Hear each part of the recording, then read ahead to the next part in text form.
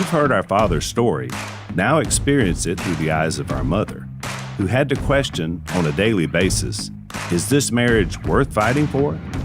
This is our mother, Kay Robertson, and this is the beginning of our journey from dysfunction to dynasty. We're in the wild now. We're in the wild.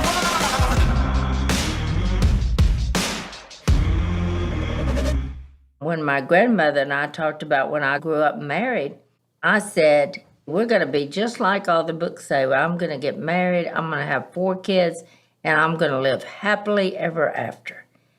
And my grandmother say, I know that you feel like that now, but I promise you, somewhere in life, you're going to have to fight for your marriage.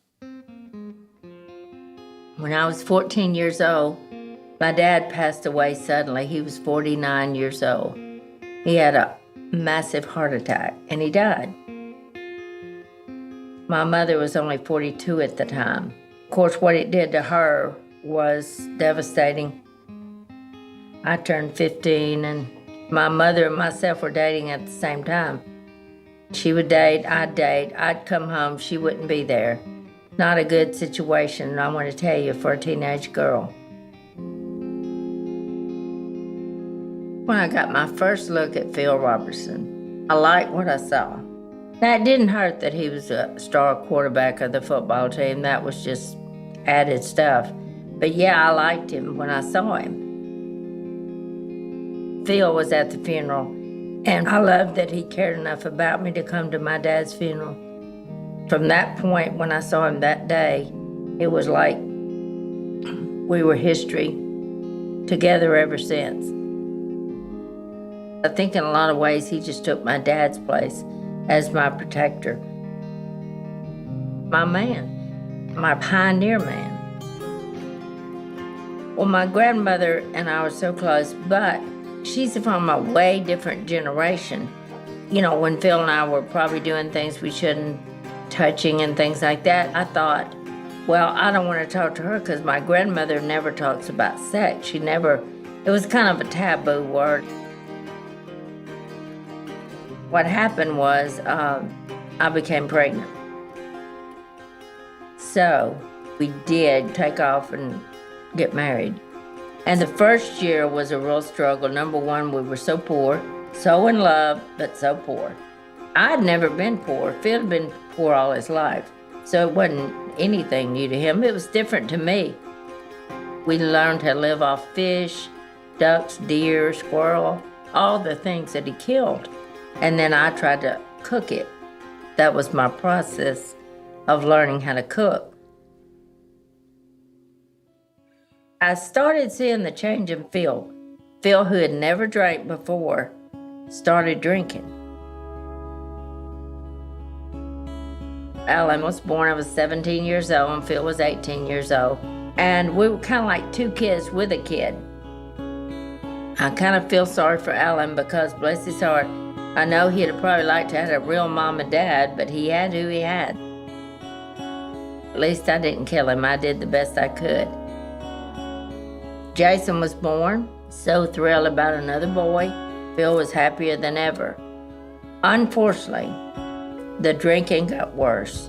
He was mean-spirited. He ran around on me, smoked dope, he got drunk. We got pregnant again with Willie Jess. Phil, I have another boy. He's going to slow the party and drinking down. It's going to get better. Nope. What I would tell my boys all the time is, that's not your daddy. That's the devil in your daddy. I was worn out. I picked the boys up. I came home, and he was drunk on the couch. He said, why are you so late? And I said, the car broke down, blah, blah, blah. I was telling him all that. He said, I know why you were late. You're having an affair. And of course, I started laughing because I said, when would I have time to do that? I work, I drive back and forth, I cook, I do laundry, I take care of the house. And I just never would do that because it's not right. I wasn't raised like that, and I wouldn't do that. So that night was when I hit my lowest point in my whole life. Because all of a sudden it came to me that I've been fighting for this marriage for a long time, and it's not working. I went in my bathroom and I started crying and crying, and I seriously thought, I just want to die. I really did. I just wanted peace, and that was the only way I could think of it. I wish I could just take pills and just go to sleep and never wake up. I heard the pitter-patter of little house shoes on the floor. I will never forget that sound as long as I live. And Alan said, Mama, please don't cry. Don't cry, it's gonna be all right. And his next words said, God is gonna take care of us. And I said, what? And he said, God's gonna take care of us. All of a sudden, it's like a light went off, and I said, wait a minute. Who's gonna take care of these three little boys? A drunk sitting on the couch, or me? I'm all they got. I just got on my knees and I prayed. I said, God, please help me find some peace. Please help me find some hope. And please help me save my marriage. That's what I said. I lined up coming to talk to a preacher, and he shared the gospel of Jesus Christ, that he came to earth for me, that he died on the cross for me, that he was buried for me, that he didn't stay buried. He went back to show me that I'll be able to go back after death, and I repented of my sins, and then I was baptized. It was the greatest thing that ever happened to me. And the neatest thing, though, that man told me that day was this. He said, you are going to have help. You'll have the Holy Spirit living in you. You have Jesus Christ in you. It's an anchor that'll never leave you. But when you go home, your husband's still going to be controlled by the devil. You are still going to have him call you names, be mean to you, go out and get drunk. It's not going to change just because of what happened to you today. You got to understand that.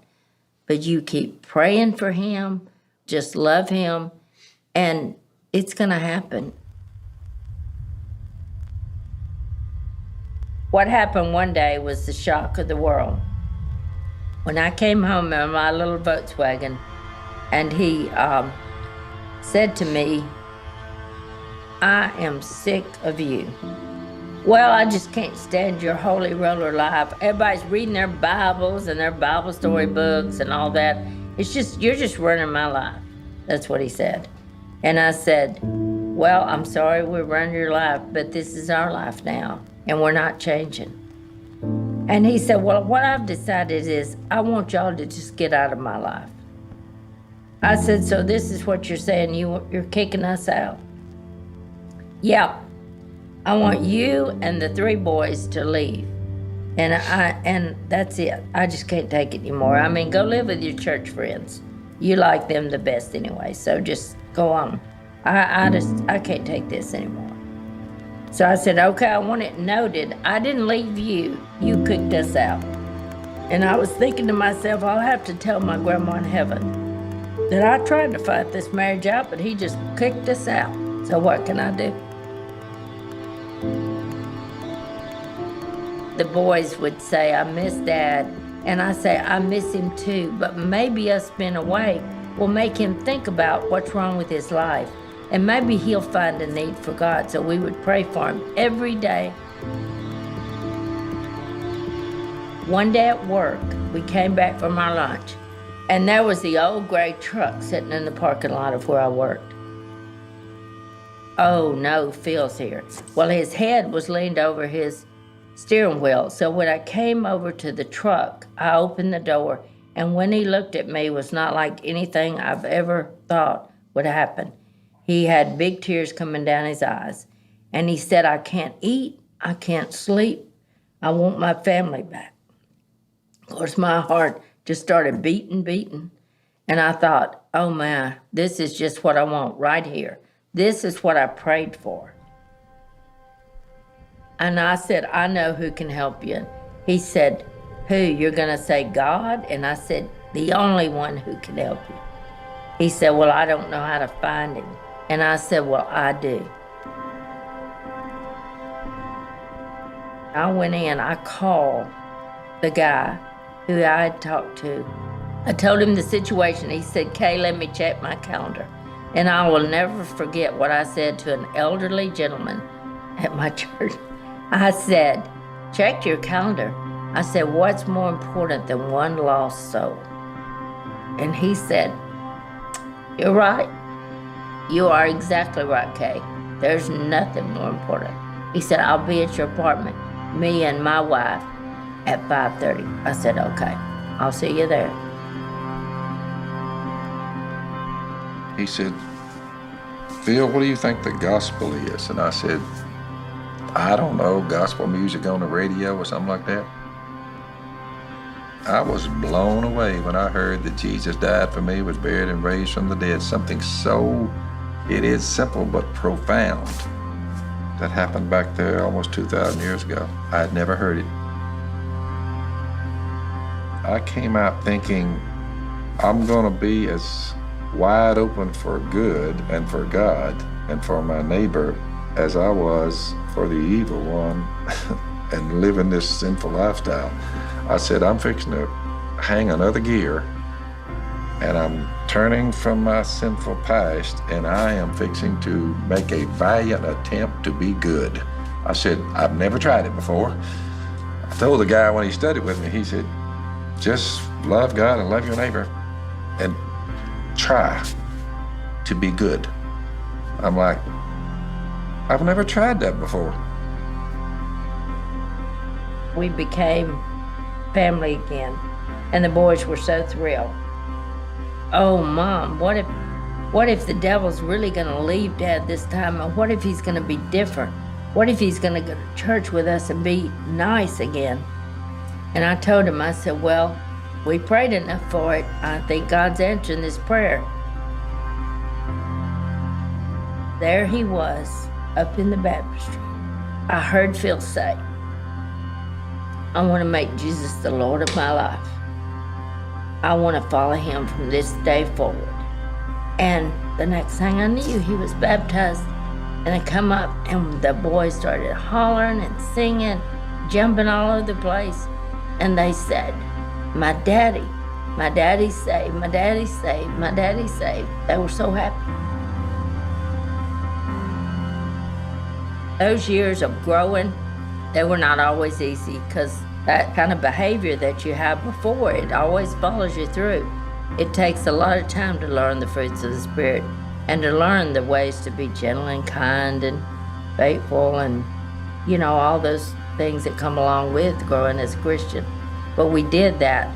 And more importantly, I looked up to heaven and told my grandma, I said, well, I did fight for my marriage. And guess what? I still have it.